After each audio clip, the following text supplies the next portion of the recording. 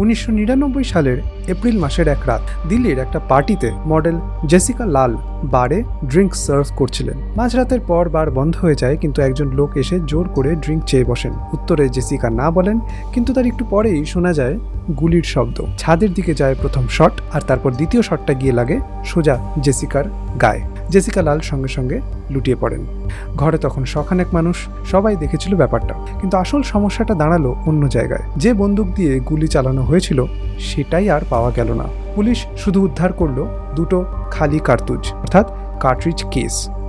এই অবধি ব্যাপারটা সহজ সরল বলেই মনে হচ্ছিল, কিন্তু কোর্টে গিয়ে গল্পটা পুরো ঘুরে যায়। বিচার চলাকালীন একজন সাক্ষী হঠাৎ বলে বসেন, ঘটনার সময় আসলে দুজন লোক অস্ত্র নিয়ে ঘটনাস্থলে উপস্থিত ছিলেন, আর দুটো আলাদা বন্দুক থেকে গুলি চলেছিল। ফলে যা হয় আর কি, তদন্তকারীরা যে দুটো কার্তুজ জোগাড় করেছিলেন সে দুটো ফরেন্সিক পরীক্ষায় পাঠানো হয়। আর ব্যালিস্টিক বিশেষজ্ঞরা কোর্টে জানান দুটো কার্তুজ নাকি দুটো আলাদা বন্দুক থেকেই ছোঁড়া, মানে একজন নয়, দুজন শুটার, দুটো অস্ত্র। এই টু গান থিওরি কোর্টে যথেষ্ট সন্দেহ তৈরি করে। আর 2006 সালে ট্রায়াল কোর্ট অভিযুক্তদের বেকসুর খালাস করে দেয়। গোটা দেশ জুড়ে তখন তুমুল ক্ষোভ। কিন্তু আসল প্রশ্নের উত্তরটা তখনও মেলেনি। সত্যিই কি সেই রাতে দুটো বন্দুক চলেছিল? এটা বোঝার একটাই উপায়, সেই দুটো কার্তুজ আবার নতুন করে পরীক্ষা করা। কিন্তু একটা কার্তুজ দেখে কিভাবে বলে দেওয়া যায় সেটা কোন বন্দুক থেকে বেরিয়েছে? সহজ ভাষায় ব্যাপারটা বুঝিয়ে বলি।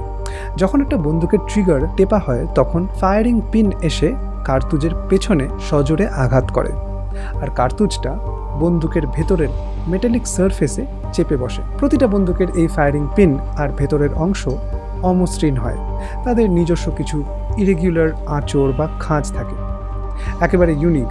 গুলি চলার সময় সেই অমসৃণ সারফেসের ছাপ কার্তুজের গায়ে বসে যায়।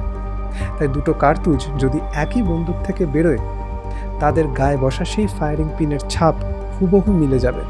অ্যাপিলে গিয়ে যখন দিল্লি হাইকোর্ট এই দুটো কার্তুজ নতুন করে পরীক্ষা করালো, দেখা গেল দুটোতেই বসা ফায়ারিং পিনের ছাপ একদম এক, মানে দুটো বন্দুক নয়, একটাই বন্দুক থেকে দুটো গুলি ছোড়া হয়েছিল।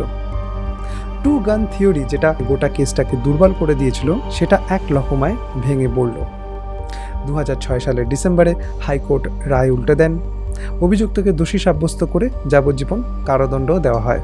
2010 সালে সুপ্রিম কোর্টও সেই রায় বহাল রাখেন। তাহলে এই হলো আজকের ফরেন্সিকের গল্প।